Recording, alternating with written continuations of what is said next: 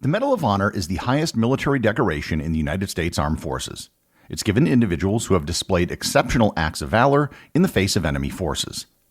It's been awarded 3,535 times since its inception in 1861. Of all the recipients of the Medal of Honor, only twice has it been awarded to a father and a son. And in both cases, they're families that you've probably already heard of. Learn more about the fathers and sons who have been awarded the Medal of Honor and their stories on this episode of Everything Everywhere Daily.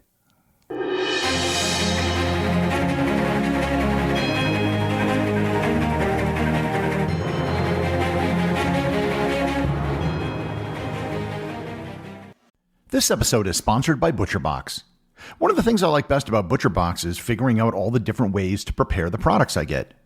Cooking a steak can be pretty straightforward, although I'm going to begin experimenting with the sous vide method of cooking, doing what's known as a reverse sear. It's supposedly the best way to cook a steak, and a worthy method of preparation for the high-quality steaks you get from ButcherBox. I also received some ground beef in my last shipment, and made what I've called a meat donut. Instead of pressing the ground beef into patties, I molded it into the shape of a donut, fried it, and then I cooked an egg in the center of the donut. It was actually great.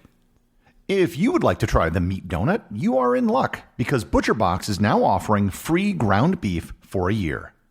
Receive 2 pounds of ground beef for a year and get $20 off your first box when you sign up today at butcherbox.com/daily and use code DAILY. Once again, that's butcherbox.com/daily, promo code DAILY. This episode is sponsored by the Expedition Unknown podcast. Many of you may know Josh Gates as the host of the Discovery Channel television show Expedition Unknown.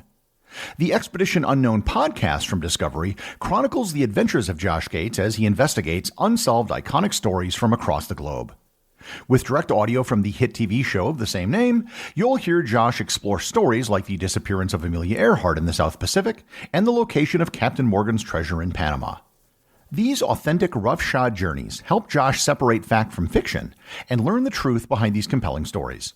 In one episode, Josh travels to the remote and landmine-riddled jungles of Cambodia to investigate the lost city of the Khmer Empire and search for a mystical relic that gave its god king the power to incinerate his enemies.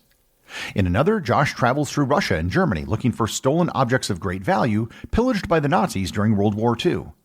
And in another, he goes to Peru to uncover the meaning behind the giant geoglyphs drawn into the earth hundreds of years ago. If you're a fan of this podcast, you will almost certainly love Josh's take on the subjects that he tackles around the globe. Listen to Expedition Unknown wherever you get your podcasts. Once again, that's Expedition Unknown.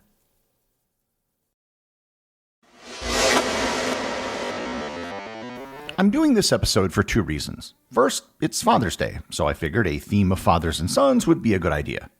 Second is that when I first came up with my original list of ideas for the podcast back in 2020, this idea was near the top of my list. Before I get into the individual recipients in question, I should give a brief summary of the Medal of Honor. First, it's called the Medal of Honor, not the Congressional Medal of Honor as it's often referred to. The confusion comes as it is awarded, quote, in the name of the United States Congress. To be awarded the Medal of Honor requires a presidential nomination and is usually awarded personally by the president to the recipient or next of kin. Finally, someone does not win the Medal of Honor. No one goes out of their way to seek a Medal of Honor. It is said that someone is awarded a Medal of Honor or that one is the recipient of the Medal of Honor. So with that, let's start with the first of the father-son duos to be awarded the Medal of Honor, Arthur MacArthur Jr. and his son, Douglas MacArthur. While most of you are probably familiar with Douglas MacArthur, his father, Arthur MacArthur Jr., and his grandfather, Arthur MacArthur Sr., were both highly accomplished individuals. His grandfather was the governor of the state of Wisconsin and was later a federal district court judge in Washington, D.C. Arthur MacArthur Jr. was born in 1845. After the outbreak of the Civil War, his father attempted to get him an appointment to the United States Military Academy in West Point, but even a direct appeal to Abraham Lincoln couldn't get him in as all the slots were full. At the age of 17 in August of 1862, he enlisted as a first lieutenant in the 24th Wisconsin Volunteer Infantry Regiment. A year later, on November 25, 1863, he fought at the Battle of Missionary Ridge, Tennessee. During an assault on an entrenched Confederate position on a hilltop, The young MacArthur picked up the regimental flag, which had fallen, and planted it on the hilltop to rally his unit at a critical moment in the battle. Shouting, "On Wisconsin!" his men rallied around him, capturing the Confederate position. By the way, his phrase, "On Wisconsin," was later used as the title for the fight song of the University of Wisconsin. He was awarded the Medal of Honor at the age of 18. The next year, he was given a battlefield promotion to the rank of colonel at the age of just 19. He was later gravely wounded, having been shot in the chest and leg at the Battle of Franklin. He briefly left the Army after the war, but returned and had one of the longest Army careers in American history. He fought in the Indian Wars, the Spanish-American War, and the Philippine-American War. In 1900, he was appointed the United States Governor of the Philippines, and in 1906, he was elevated to the rank of Lieutenant General, at the time the highest rank in the U.S. Army. He retired in 1909 after 47 years of active duty service. He was one of the last soldiers in the Army who had seen action during the Civil War. His youngest son was Douglas MacArthur, someone that most of you have probably heard of. Douglas MacArthur, love him or hate him, is probably worth an episode of his own, if not several. He had arguably the greatest career of anyone in U.S. military history. Douglas followed in his father's footsteps and joined the military, earning a commission at West Point, having lived at Army bases his entire life. While at West Point, he academically scored 98.14%, which put him at the top of his class and was the third highest score ever recorded in West Point history. He was sent to the Philippines with an engineering unit and then was appointed aide-de-camp to his father. He later returned to the U.S., where he served in the White House at the request of President Teddy Roosevelt. In 1914, he saw action in the Veracruz expedition in Mexico. While there, he led a daring mission where he seized several railroad engines, was shot 4 times through his clothes, never once hitting him, and repelled 3 attacks, killing 6 personally. He was nominated for the Medal of Honor, but he was denied the medal because he had not gotten approval for his mission from his commanding officer, even though his commanding officer approved of what he did and supported him in receiving the medal. The board ultimately said, to bestow the award recommended might encourage any other staff officer under similar conditions to ignore the local commander, possibly interfering with the latter's plans. End quote. His military career continued in a spectacular fashion. He became the youngest U.S. general during World War I and was nominated for a second Medal of Honor. He became the superintendent at West Point, the military commander of the Philippines, and in 1930 the Army Chief of Staff, head of the entire U.S. Army. When the Purple Heart Award was created in 1932, he was issued the very first one retroactively for injuries he suffered in the First World War. He went to the Philippines to serve as the Field Marshal of the Filipino Army and as the primary U.S. military advisor to the country. His job was to create a Filipino army under the newly semi-independent Filipino government. His chief of staff in the Philippines was an officer by the name of Dwight Eisenhower. He retired in 1937 at the age of 57, and almost everything that people know about him hadn't even occurred yet. In July 1941, the Filipino Army, still technically a U.S. territory, was federalized, and MacArthur was brought back to active duty service as the commander of the U.S. Army forces in the Far East. When Pearl Harbor took place, there was a concurrent attack on Manila and the Philippines. The Philippines had been under-equipped and undermanned for years. Within weeks, the Japanese took control of the island of Luzon, forcing American and Filipino defenders to retreat to the Bataan Peninsula, and his headquarters was moved to the fortified island of Corregidor in Manila Bay. On the direct order of the president, MacArthur and his family escaped the Philippines by submarine. He traveled to Australia, where he began efforts to begin the counterattack against the Japanese. After he left the Philippines, he was awarded the Medal of Honor. It was perhaps the most unique Medal of Honor ever awarded. There was no particular act of valor which is usually required. At the age of 62, he was the oldest active recipient of the award in history, and as a 4-star general, the highest-ranking soldier to have ever been awarded. He and his father also became the first father-son duo to have received the award. Having been twice nominated, MacArthur recognized the unique circumstances of the award by noting, quote, "This award was intended not so much for me personally, as it is a recognition of the indomitable courage of the gallant army which it was my honor to command." MacArthur went on to have one of the longest tenures of anyone in U.S. military history, as well as being one of the most highly decorated and highest-ranking soldiers ever. The next father-son duo begins with someone you again are probably familiar with, and the man who hired Douglas MacArthur to work as his assistant, Teddy Roosevelt. Teddy Roosevelt was the 26th President of the United States. In 1898, he was the Assistant Secretary of the Navy, but when war broke out with Spain, he resigned his position and established the first U.S. Volunteer Cavalry Regiment, which became known to history as the Rough Riders. The Rough Riders were mostly a privately funded cavalry unit and were an odd mix of characters, ranging from Ivy League schoolboys, Native Americans, cowboys, tradesmen, and former soldiers. They served as a unit under General Joseph Wheeler, who had been a general in the Confederate Army during the Civil War. Roosevelt's moment came on July 1, 1898, during the Battle of San Juan Hill. The Rough Riders fought alongside the 10th Cavalry Regiment, a unit of black soldiers known as the Buffalo Soldiers, on whom I've done a previous episode. Their unit leader was a first lieutenant by the name of John Blackjack Pershing. Under constant enemy fire, Roosevelt led his men up a hill known as Kettle Hill. They reached the enemy lines, with Roosevelt personally killing one soldier in their defensive fortification.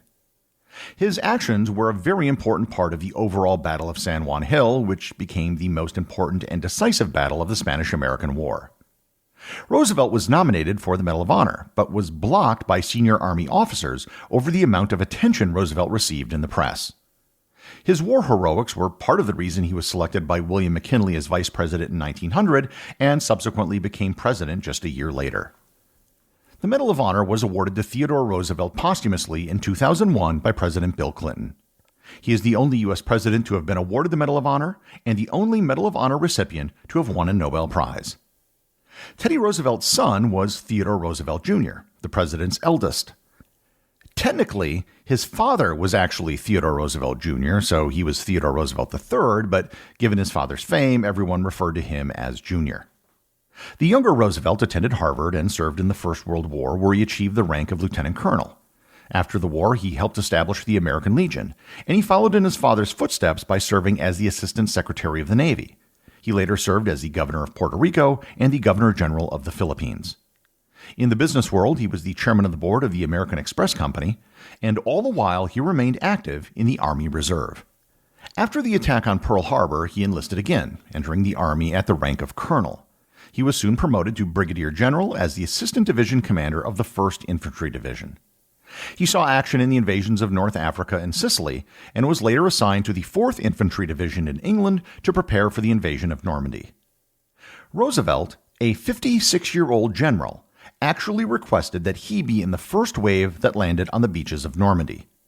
His request was denied several times, but he eventually made a formal written request that said, quote, "The force and skill with which the first elements hit the beach and proceed may determine the ultimate success of the operation. With troops engaged for the first time, the behavior pattern of all is apt to be set by those first engagements. It is considered that accurate information of the existing situation should be available for each succeeding element as it lands. You should have, when you get to shore, an overall picture in which you can place confidence. I believe I can contribute materially on all of the above by going in with the assault companies. Furthermore, I personally will know both officers and men of these advanced units and believe it will steady them to know that I am with them." End quote. His request was finally accepted, but his commander, General Raymond Tubby Barton, told him that he assumed he would never see him again alive. Roosevelt was the highest-ranking officer, the oldest soldier, and the only one who also had a son land in the first wave on D-Day. He was one of the first off his landing craft on Utah Beach. Walking with his cane, he made an assessment of the landing and realized that they had drifted off course by a mile. He then made the decision, on the ground, to fight from where they were rather than trying to get to their original assigned position. He said, quote, "We'll start the war from right here." He organized all of the ground units on Utah Beach to change their objectives, which they did without difficulty. He served as a traffic cop, directing in the opening hours of the invasion, proving his assessment correct of having a high-ranking officer on the beach. He also provided encouragement to the men on the beach, because if a 56-year-old general could walk around with a cane under enemy fire, then things couldn't be that bad. When the senior staff finally landed that day, General Roosevelt had a complete assessment of what was happening on the ground, especially considering that everything had to be improvised after missing their landing point. On July 12, 1944, a little over a month after D-Day, Theodore Roosevelt Jr. died of a heart attack. At his funeral, his pallbearers were all generals, which included Omar Bradley and George Patton. Almost every general involved in the invasion said he was arguably the bravest American general to fight in the war. He was posthumously awarded the Medal of Honor for his bravery and leadership during the Normandy invasion. He was laid to rest at the American Cemetery in Normandy, France. All four of these men had very different stories about the actions for which they were awarded the Medal of Honor.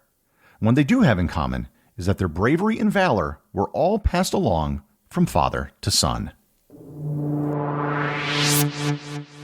The executive producer of Everything Everywhere Daily is Charles Daniel. The associate producers are Thor Thompson and Peter Bennett.